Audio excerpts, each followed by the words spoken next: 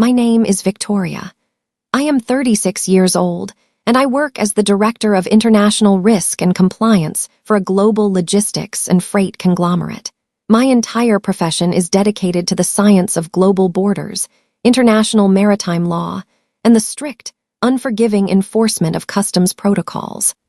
I spend my days tracking high-value assets across oceans, isolating security breaches, and ensuring that nothing crosses a sovereign border without the exact, legally required documentation. In international risk management, you learn a fundamental truth about unauthorized movement. When an asset deviates from its manifested route, you do not call the rogue captain and ask nicely for it back. You freeze the destination port, and you let the federal authorities handle the interception. So, when I unlocked the front door of my suburban home at exactly 2 o'clock on a Thursday afternoon, returning early from a high-stakes corporate conference, I immediately noticed the silence. I did not hear the television. I did not hear the laughter of my 7-year-old twins, Oliver and Sophia. I walked into the kitchen. Sitting perfectly centered on the marble island was a handwritten note from my husband, Stefan. I picked it up and read it. It said, "Victoria, my mother wanted to take the twins to the family estate in Geneva for a few weeks so they can finally experience their true heritage. I know you are busy with your conference and I did not want to stress you out. I went with them. We are flying private.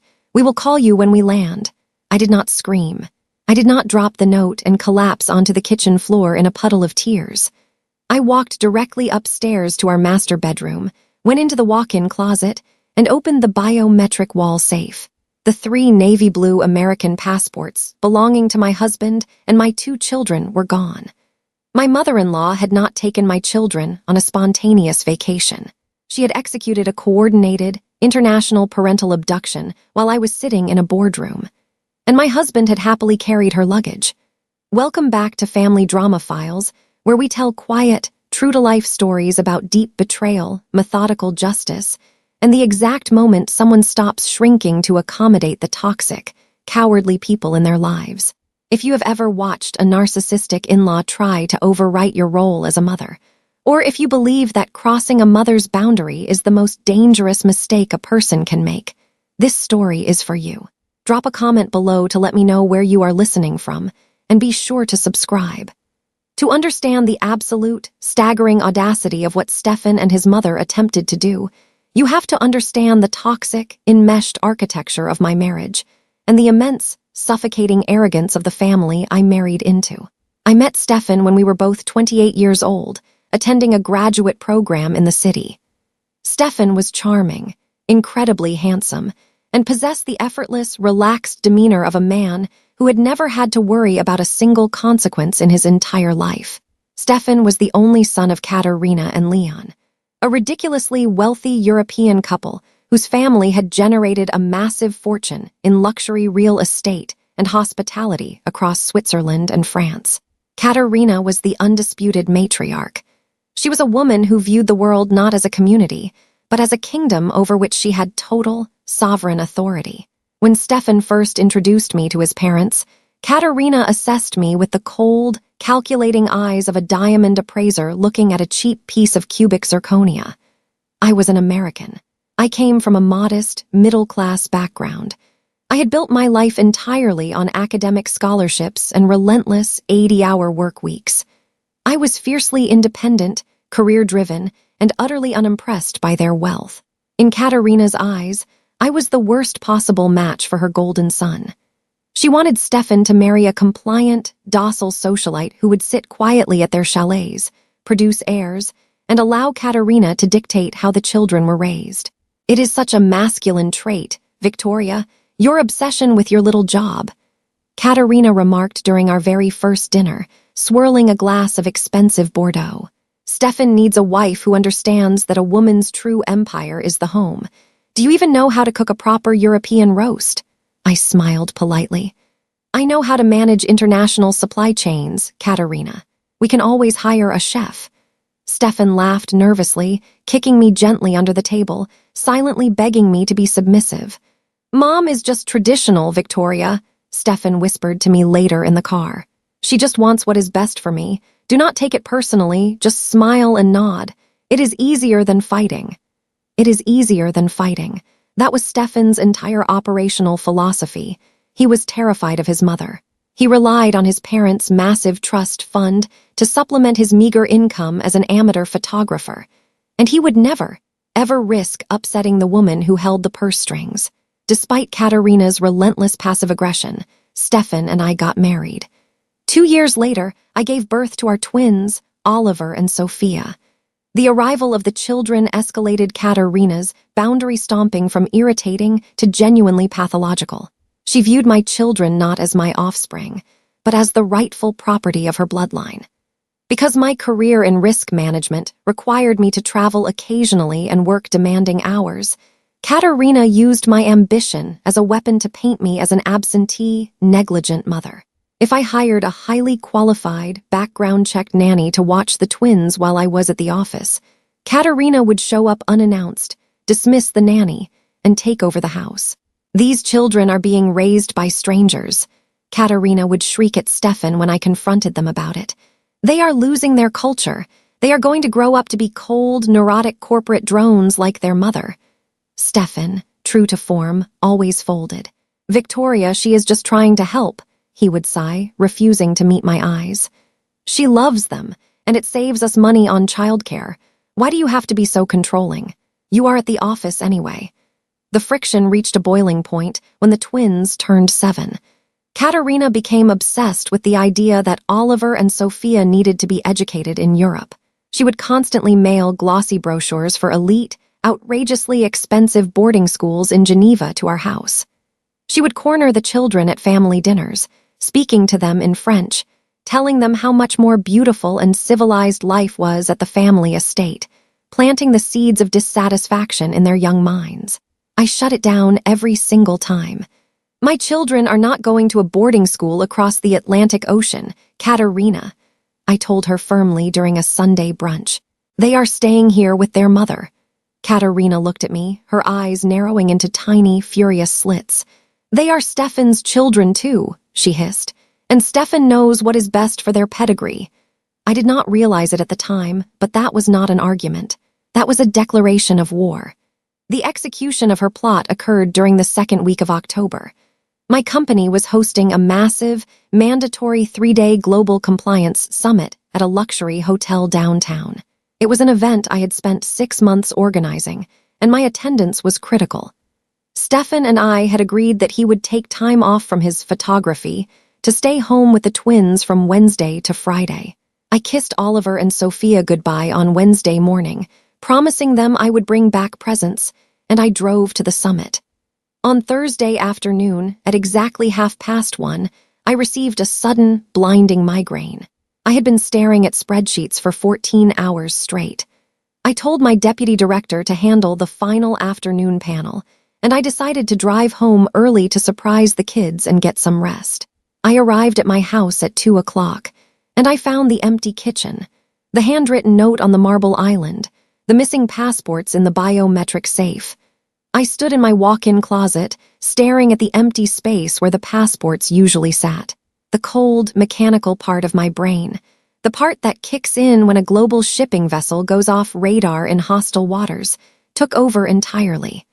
My husband had taken my 7-year-old children to Geneva, Switzerland. He had done it secretly, bypassing my authority at the behest of a matriarch who despised me. But people who execute impulsive, arrogant plans always leave a paper trail. I walked into Stefan's home office. His desktop computer was asleep but not powered down. I jiggled the mouse. Stefan used the exact same password for everything, our wedding anniversary. I typed it in. The screen unlocked. I opened his internet browser. He had left his primary email account open. I did not see flight itineraries for a 2-week vacation. I saw a massive, coordinated relocation strategy. There were emails from Katerina's private wealth manager confirming the transfer of significant funds into a newly opened Swiss bank account in Stefan's name. There were emails from a luxury shipping company confirming a quote to pack and freight a container of personal belongings from our home address to Geneva, scheduled for pickup the following Monday.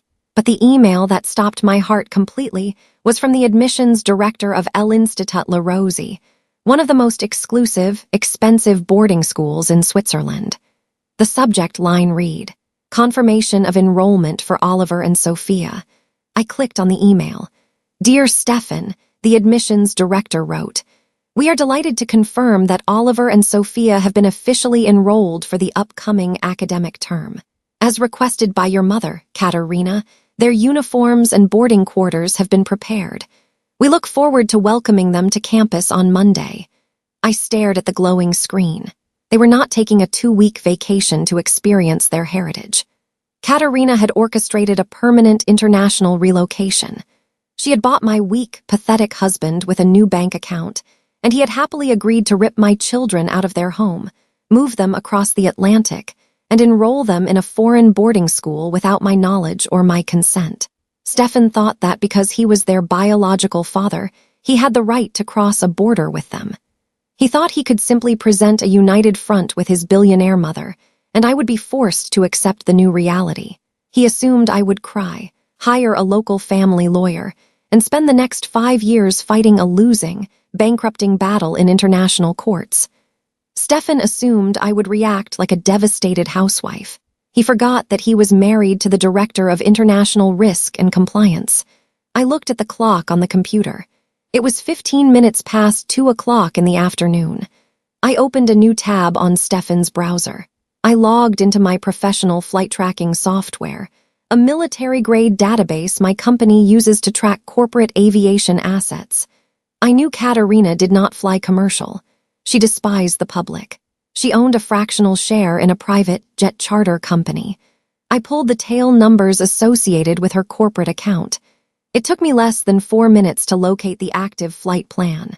A heavy, long-range Gulfstream jet registered to Katerina's holding company had departed from our local private airfield at exactly 11 o'clock that morning. I checked the flight's trajectory and the filed destination. The jet was not flying directly to Geneva. A Gulfstream of that size, fully loaded with passengers and cargo, flying against the jet stream, required a refueling and customs clearance layover before entering Swiss airspace. The flight plan showed a mandatory 90-minute layover scheduled at a private terminal in London, England. I checked the estimated time of arrival. The jet was currently halfway across the Atlantic Ocean. It was scheduled to land in London in exactly 3.5 hours. They were thousands of feet in the air, sipping champagne, completely unreachable, entirely confident in their flawless escape. They believed they had outsmarted me. They believed that once they touched down in Europe, Katerina's immense wealth and influence would shield them from any consequences. I picked up my cell phone. When your cargo is stolen, you do not wait for the thieves to unpack it at their destination. You freeze the transit hub, you lock the borders, and you deploy the full, terrifying weight of federal law. I dialed a number I knew by heart.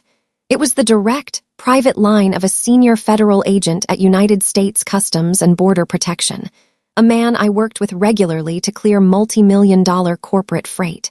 "Marcus," I said when he answered on the second ring. My voice was completely flat, devoid of a single ounce of panic. "Victoria," Marcus replied, his tone immediately shifting to a professional, alert cadence. "What is the emergency?" "I need to initiate a federal red flag under the Hague Convention," I said clearly. "My husband and my mother-in-law have unlawfully removed my 7-year-old twins from my custody. They are currently mid-flight on a private charter, attempting to execute an international parental kidnapping." The line went completely silent for a fraction of a second. Marcus was a seasoned federal agent who had dealt with human trafficking and corporate espionage. But hearing a high-level executive report the abduction of her own children, in a tone completely devoid of hysteria, clearly caught him off guard. "Victoria," Marcus said, his voice dropping into a low, serious register. "Are you absolutely certain this is not a misunderstanding? Did he leave a note claiming a temporary vacation?" "He left a note claiming a temporary vacation," I confirmed, staring at the glossy email confirmation from the Swiss boarding school glowing on Stefan's computer monitor. And then he left his email open, detailing the permanent relocation of my children to a boarding school in Geneva. complete with a newly funded offshore bank account and a scheduled shipping container to empty my house. He is permanently fleeing the jurisdiction. Copy that, Marcus said, the sound of rapid typing echoing through the phone. Give me the tail number of the aircraft, the departure airfield, and the filed flight plan. I rattled off the alphanumeric tail number of Katerina's Gulfstream, the departure time, and the exact coordinates of their scheduled layover. They are landing at a private luxury terminal at Farnborough Airport, just outside of London, in exactly 3 hours and 20 minutes, I told him. They have to refuel and clear initial European customs before they can proceed to Switzerland. Farnborough, Marcus repeated. That is perfect. Victoria, because your husband is the biological father, we cannot shoot the plane out of the sky. But because you are legally married, share joint custody, and he crossed an international border with minors without your written, notarized consent, this is a textbook violation of the Hague Convention on the Civil Aspects of International Child Abduction, especially with the evidence of permanent relocation you just secured. I know the law, Marcus, I said, my voice as cold as absolute zero. I just need to know if you can lock the port. I am locking it right now, Marcus promised. I am submitting an emergency red notice to Interpol, and I am directly contacting the United Kingdom Border Force at Farnborough. I am flagging the passports of Stefan, Katerina, and the twins. When that jet lands, they are not going to a VIP lounge for champagne. The UK Border Force will board the aircraft before they even cut the engines. Thank you, Marcus, I said. I need you to email me every single piece of evidence you just found on that computer, Marcus instructed. The school enrollment, the bank transfers, the shipping quotes. Send it to my secure federal server immediately. And Victoria, you need to be on a plane. The UK authorities can detain them, but they cannot legally hold the children indefinitely without a custody hearing. You need to be there to take possession.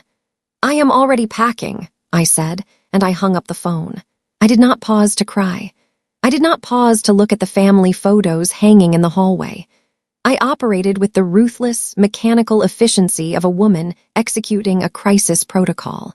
I took screenshots of every single incriminating email on Stefan's computer.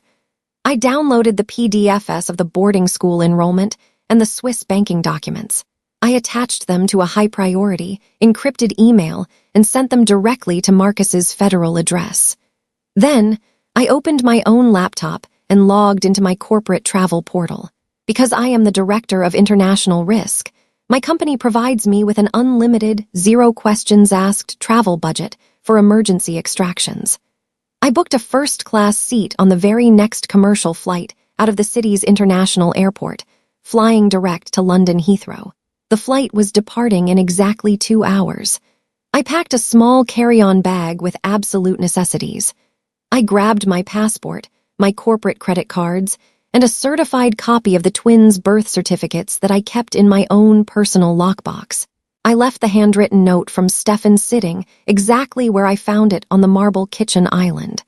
I wanted the police to find it exactly as he had staged it when they eventually came to search the house. I locked the front door, got into my car, and drove to the airport. The flight to London was the longest 6 hours of my entire life. I sat in a lie-flat first-class seat, drinking black coffee, completely unable to sleep. My mind was a terrifying, hyper-focused war room, running through every possible legal scenario, every possible defense Katerina might deploy, and every single point of leverage I possessed. Katerina had immense wealth. She had lawyers on retainer across 3 continents. She would undoubtedly try to claim that I was an abusive, neglectful mother, and that Stefan was fleeing to protect the children. She would try to bury me in injunctions and jurisdictional disputes. But wealth cannot outrun a red notice from Interpol. Wealth cannot unforge a missing parental consent form at an international border. They had made a fatal, arrogant logistical error. They assumed the rules simply did not apply to them. When my flight landed at London Heathrow, it was early Friday morning. The sky was gray and raining. I turned my phone off airplane mode the exact second the wheels touched the tarmac. My phone exploded with notifications. There were 18 missed calls from Stefan. There were 12 missed calls from Katerina. There were 4 voicemails. I did not listen to the voicemails. I checked my text messages. Stefan's texts were a descending spiral of absolute, unadulterated panic. "Victoria, where are you? Answer the phone." Sent 10:45 p.m. London time. "Victoria, the British police are on the plane. They are taking our passports. What did you do? Tell them it is a misunderstanding." Sent 11 p.m. "Victoria, please. They have separated me from Mom. They are taking Oliver and Sophia into a different room. You have to call them off. This is a mistake." Sent 11:30 p.m. "You psycho. My mother is calling her lawyers. You are going to lose everything for this. Answer the phone." Sent 12:15 a.m. I smiled. It was a cold, terrible smile. The trap had snapped shut flawlessly. When Katerina's luxurious private jet had touched down at the VIP terminal in Farnborough, they were expecting a polite customs agent to stamp their books while they sipped sparkling water. Instead, they were met by armed officers from the UK Border Force and a liaison from Interpol. Because I had flagged the passports for international parental abduction, the UK authorities treated the situation with maximum severity. They did not care about Katerina's designer luggage or her Swiss bank accounts. They boarded the plane, confiscated all passports, and immediately separated the adults from the children to ensure the minors were safe. I ignored Stefan's texts. I dialed Marcus at United States Customs. "I just landed at Heathrow," I told him. "Perfect timing," Marcus replied, sounding exhausted but victorious. "The interception was clean, Victoria. Stefan and Katerina are currently being detained in separate holding rooms at the Farnborough border facility. They are claiming it was a scheduled family vacation and that you are having a psychotic episode. But because of the boarding school documents you provided, the UK authorities are holding them on suspicion of child trafficking and Hague Convention violations." "And the twins?" I asked, my voice finally cracking just a fraction of an inch, the mother inside the executive suddenly terrified for her babies. "Are they okay?" "They are safe," Marcus assured me quickly. "They are with a specialized child welfare officer in a comfortable suite. They are a little scared, but they are physically unharmed. You need to get to Farnborough immediately. I have already forwarded your arrival information to the lead inspector. They are waiting to release the children to you." "I am on my way," I said. I bypassed the baggage claim, walked directly through customs using my expedited corporate clearance, and hired a private car service to drive me from Heathrow to the Farnborough airport facility. The drive took 40 minutes. I spent the entire time staring out the window at the bleak English rain, preparing myself for the confrontation. When I arrived at the secure border facility, I was escorted by a uniformed officer into a stark, brightly lit interrogation area. I produced my passport, my corporate identification, and the birth certificates.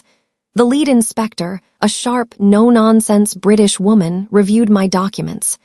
"Mrs. Sterling," the inspector said, handing my passport back, "your children are safe. However, your husband and your mother-in-law are demanding to speak with their legal counsel. They maintain that they had your verbal permission to take the children on a holiday." "They are lying," I stated flatly. I submitted the emails detailing the permanent enrollment at a Swiss boarding school to Interpol. They were fleeing the jurisdiction to permanently deprive me of custody. The inspector nodded slowly. "We have reviewed the emails. The evidence is substantial. Because your husband is the biological father, the UK Crown Prosecution Service will likely defer formal kidnapping charges to the United States jurisdiction. However, they are currently in violation of UK border entry requirements due to the Interpol red flag. We are denying them entry to the United Kingdom, and we are denying their transit to Switzerland. They will be deported back to the United States on the next available commercial flight, accompanied by air marshals." "And the children?" I asked. "The children are being released into your sole custody," the inspector confirmed. "You are free to take them home." "Thank you," I said, letting out a long, shuddering breath. "But before I take my children, I would like to speak to my husband." The inspector raised an eyebrow. "I would advise against it. The situation is highly volatile." "I am not going to yell," I promised her. "I just need exactly 2 minutes." The inspector hesitated, then nodded. "Follow me." I was led down a sterile, white hallway. The inspector stopped outside a solid metal door with a small, reinforced glass window. She unlocked the door and stepped aside. I walked into the holding room. Stefan was sitting on a metal bench bolted to the floor. He looked absolutely pathetic. His expensive cashmere sweater was wrinkled. His hair was a mess. The arrogant, charming golden boy who had smiled while stealing my children had completely vanished, replaced by a terrified, cornered coward. When he saw me walk into the room, he jumped to his feet. "Victoria!" Stefan gasped, rushing toward me. He looked like a man stranded in the desert who had just seen water. "Oh my God, Victoria, you came. Tell them. Tell them this is a huge mistake. My mother is having a panic attack in the next room. They are treating us like terrorists." I did not step toward him. I kept my distance, crossing my arms over my chest, looking at him with absolute, profound disgust. "They are treating you like terrorists, Stefan," I said, my voice echoing off the concrete walls, "because you attempted to smuggle 2 American citizens across an international border without the legal consent of their mother." Stefan stopped. The desperation on his face morphed into frantic, pathetic bargaining. "It was just a vacation," Stefan lied, his voice cracking. "Mom just wanted them to see the estate. I was going to call you when we landed. I left you a note." "I read the note," I replied coldly. "And then I read the email from the admissions director at El Institut La Rosie confirming Oliver and Sophia's permanent boarding quarters. I read the emails confirming the shipping container scheduled to empty my house. I read the wire transfers to your new offshore account." Stefan's jaw dropped. The color completely drained from his face for the second time that day. He realized, in that exact moment, that his entire operation had been forensically dismantled before his jet even cleared the Atlantic seaboard. "You hacked my computer," Stefan whispered, backing away from me, looking at me as if I were a monster. "I audited my household," I corrected him smoothly, "and I found a rat." "Victoria, please," Stefan begged, tears finally spilling over his eyelashes. "My mother pressured me, you know how she is. She threatened to cut off my trust fund if I did not bring the kids to Geneva. I did not want to do it, I swear. I had no choice." I had no choice. The eternal battle cry of the weak man. "You always have a choice, Stefan," I said quietly. "You chose to prioritize your mother's bank account over your own children's mother. You chose to pack their bags and put them on a plane to a foreign country, knowing it would destroy me. You chose her." I took a step closer, ensuring he heard every single syllable of my final sentence. "And now," I promised him, "you get to live with the consequences of that choice." I turned around and walked toward the heavy metal door. "Victoria, wait!" Stefan screamed, lunging forward, but the inspector stepped into the doorway, holding up a hand to block him. "You cannot just leave me here. What about the kids? I am their father." I paused in the doorway. I looked back at the man I had married. "You were their father," I said, my voice devoid of any pity. "Now you are just a flight risk. Enjoy your deportation flight." I walked out of the sterile holding room, leaving my husband weeping on a metal bench, entirely consumed by the consequences of his own cowardice. I did not look back. When you isolate a security breach in a global supply chain, you do not mourn the corrupted cargo. You lock the bulkhead, and you move forward to secure the rest of the shipment. The British inspector was waiting for me at the end of the hallway. She gave me a single, respectful nod. "Right this way, Mrs. Sterling," the inspector said softly. "Let us get you to your children." She led me through a series of secured doors and into a warm, carpeted suite utilized specifically by child welfare services. There were soft couches, a television playing cartoons, and a table covered in coloring books. Sitting on one of the couches, holding hands and looking incredibly small, were my 7-year-old twins, Oliver and Sophia. When the door clicked open, they both looked up. "Mommy!" Sophia screamed. They dropped their crayons and ran across the room. I dropped to my knees, catching them both in my arms, pulling them tight against my chest. I buried my face in their hair, breathing in the scent of them, letting the sheer, overwhelming terror of the last 14 hours finally break into a wave of profound relief. I held them so tightly I was shaking. "Mommy, what are you doing here?" Oliver asked, his voice trembling as he hugged my neck. "Grandma Katerina told us you had to go away for work for a very long time." She said we were going to go live in a castle in Switzerland until you came back to get us. The sheer, calculated evil of that lie sent a fresh spike of ice-cold rage directly through my veins. Katerina had not only planned to steal my children, she had actively initiated a psychological campaign of parental alienation. She was planting the seed that I had abandoned them for my career, setting herself up as their savior. I pulled back, holding both of their faces in my hands, looking them directly in the eyes. "Listen to me, my beautiful babies," I said, my voice steady, fierce, and brimming with absolute certainty. "Mommy would never, ever go away for a long time without you. Grandma was wrong. She made a very bad mistake. You are not going to live in Switzerland.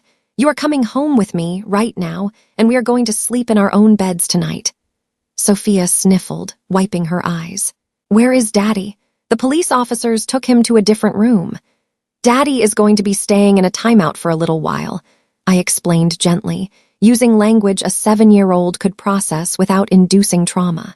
"He broke a very big rule about taking trips without asking, but you two are perfectly safe. I have you." I stood up, holding one of their hands in each of mine. I looked at the child welfare officer, who smiled warmly at us, and then I looked at the inspector. "Are we free to go?" I asked.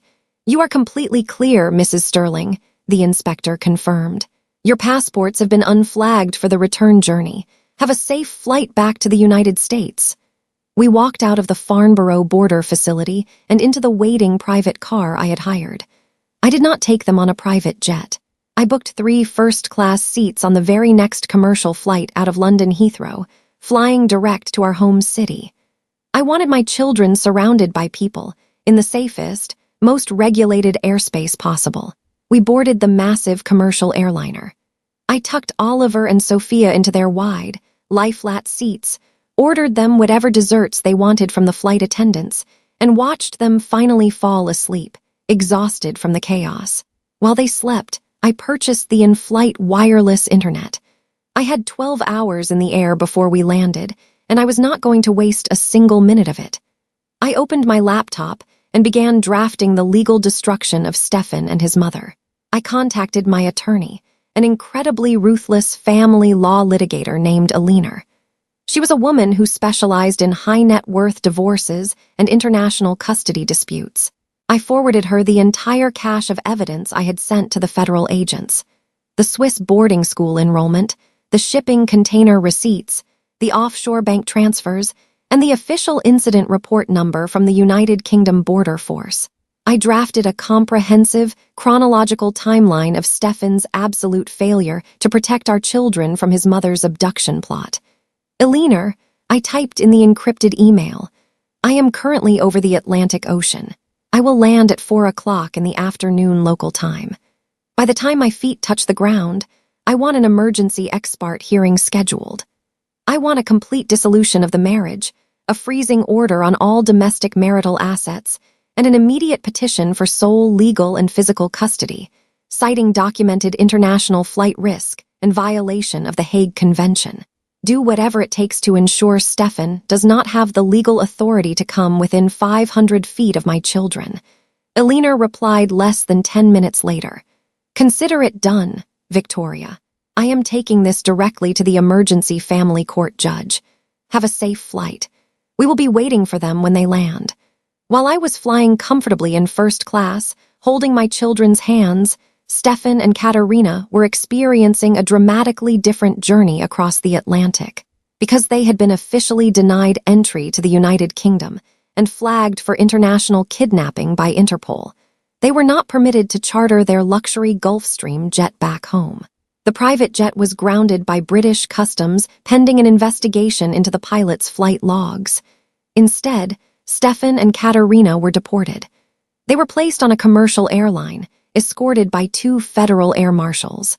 They were seated in the very last row of economy class, wedged against the restrooms.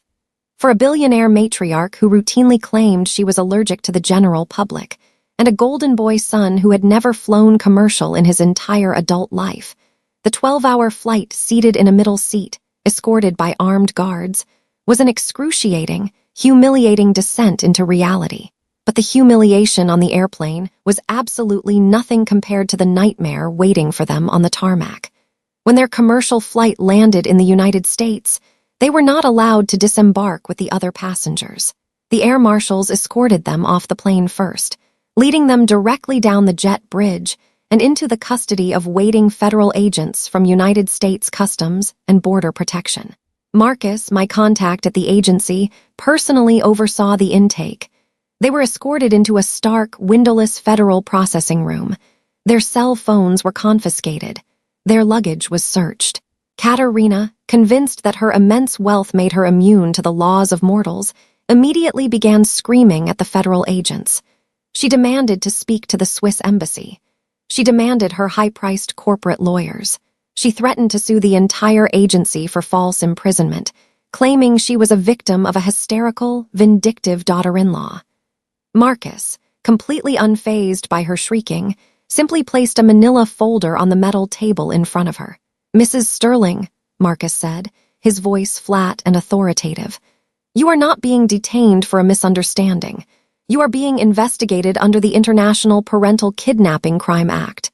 We have the emails detailing your plot to permanently enroll 2 American minors in a Swiss boarding school without the legal consent of their primary custodial mother. We have the wire transfers. We have the shipping manifests." Katerina stared at the folder, her tirade dying in her throat as she realized the federal government already possessed her entire blueprint. Marcus turned to Stefan, who was sitting next to his mother, shivering in his wrinkled cashmere sweater. "And you, sir," Marcus continued, "as the biological father, facilitated the removal of minors from their lawful jurisdiction with the explicit intent to obstruct the parental rights of your wife. That is a federal offense. Because they were wealthy and had no prior criminal records, the federal prosecutor ultimately decided to defer the immediate criminal kidnapping charges to the family court jurisdiction, utilizing the power of the Hague Convention violation to strip Stefan of his rights, rather than spending years in a federal criminal trial. However, Katerina was a foreign national. She held a Swiss passport and was operating in the United States on an investor visa. The federal agents formally revoked her visa on the grounds of moral turpitude and involvement in an international abduction conspiracy. She was declared an undesirable alien. Katerina was given exactly 48 hours to pack her belongings and vacate the United States.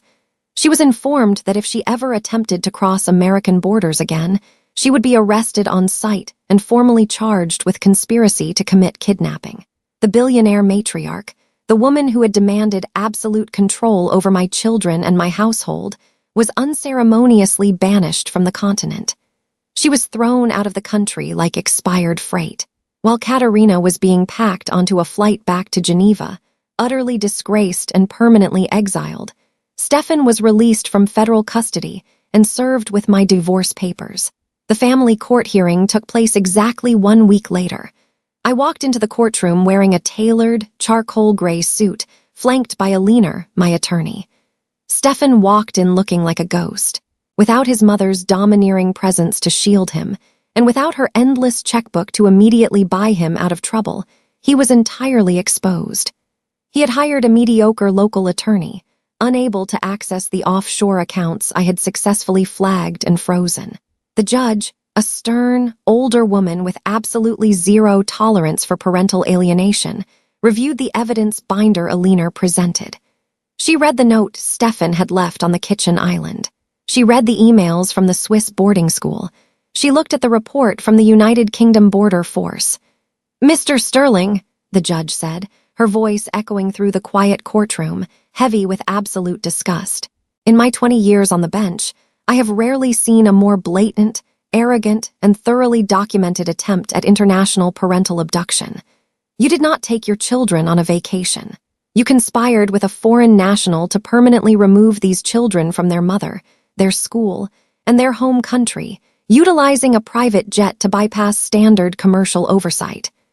Stefan stood up, his hands shaking so violently he had to grip the defense table. "Your Honor, please," Stefan begged, his voice cracking. "My mother pressured me. I was scared of her. I did not want to take them. I am a good father. You cannot take my children away from me." "I am not taking them away from you, Mr. Sterling," the judge replied coldly. "You threw them away the moment you decided your mother's approval was more important than your children's safety and your wife's legal rights. You are a demonstrated severe flight risk." The judge struck her gavel. The ruling was an absolute, flawless execution of justice. The judge stripped Stefan of all legal and physical custody. I was granted sole, absolute custody of Oliver and Sophia. Stefan's passport was formally confiscated by the court, ensuring he could never attempt another border crossing. He was granted strictly supervised visitation, exactly 4 hours a month, in a court-appointed facility surrounded by armed guards. Furthermore, because he was claiming unemployment, remember, he was just an amateur photographer who lived off his mother's trust fund. The judge imputed his income based on his family's historical wealth. He was ordered to pay maximum child support. And because Katerina's assets in the United States had been frozen during the federal investigation, and she was permanently barred from entering the country, Stefan found himself entirely cut off from the endless fountain of cash he had relied on his entire life. The divorce was finalized shortly after. I forced the sale of our suburban marital home. I used my half of the equity, combined with my substantial corporate salary, to purchase a beautiful, highly secure home in a premium, gated neighborhood closer to my office. I installed top-tier security systems, updated my children's schools with strict, ironclad authorized pickup lists, and completely secured the perimeter of our new life. The aftermath for Stefan was a slow, pathetic descent into irrelevance. Without his mother's money, and possessing absolutely no marketable skills of his own, Stefan could not afford his expensive apartment or his legal fees. He was forced to move into a tiny, cramped studio on the edge of the city. He took a job working retail at a camera store just to pay his court-ordered child support, terrified that if he defaulted, he would be thrown in jail. He attends his supervised visitations once a month. Oliver and Sophia, who have thrived in the stable, peaceful environment I built for them, go to the facility, play board games with him for 4 hours while a guard watches, and then happily come home to me. They do not view him as a figure of authority. They view him as a distant, slightly sad relative they occasionally visit. As for Katerina, her banishment to Switzerland was a social death sentence. In the elite, gossipy circles of European high society, news of a federal deportation does not stay quiet. Her reputation was permanently stained by the scandal of the attempted kidnapping. She sits alone in her massive estate in Geneva, entirely cut off from the golden sun she tried to control, and permanently barred from ever seeing the grandchildren she tried to steal. Her arrogance built a prison of absolute isolation, surrounded by millions of dollars she cannot use to buy her way back into our lives. I, on the other hand, flourished. I was promoted to vice president of global risk management at my firm. I travel internationally, but I always return to a home that is safe, secure, and filled with the laughter of my 2 beautiful children. People who hear the story of the Farnborough interception often ask me how I managed to keep my composure. They ask how I did not simply lose my mind when I saw the empty safe and the missing passports. I tell them the same thing I tell my junior compliance officers on their first day of training. When you discover a massive, catastrophic breach in your security, panic is the enemy of recovery. Hysteria blinds you to the leverage you possess. If you scream, you lose precious time. If you cry, you obscure the data. When a toxic entity attempts to steal your most valuable asset, you do not waste time arguing with them about their morality. You do not negotiate with people who disrespect your boundaries. You look at the logistics, you identify the weak point in their transit route, and you deploy a level of consequences so devastating, so legally insurmountable, that they never, ever attempt to cross your borders again. Stefan and Katerina thought I was just a corporate drone who would be paralyzed by the loss of my children. They thought their private jet and their Swiss bank accounts elevated them above the laws of gravity. They forgot that gravity always wins, especially when you are thousands of feet in the air and someone else controls the landing strip. I did not just stop an abduction. I audited my marriage, identified the hostile threats, and systematically liquidated them from my supply chain. That is my story. If you are listening to this and you are currently dealing with entitled in-laws who attempt to overwrite your authority as a mother, or a weak partner who enables their delusions, do not cry. Do not beg them to respect you. Just secure your documents. Build your fortress. Learn the rules of the game better than they do, and wait for them to make the fatal mistake of stepping into your jurisdiction. If you have ever had to deploy absolute, unyielding boundaries to protect your children from a toxic family, or if you believe in the undeniable, terrifying power of international customs enforcement, type the word "intercepted" in the comments below. I read every single one. Thank you for tuning in to Family Drama Files.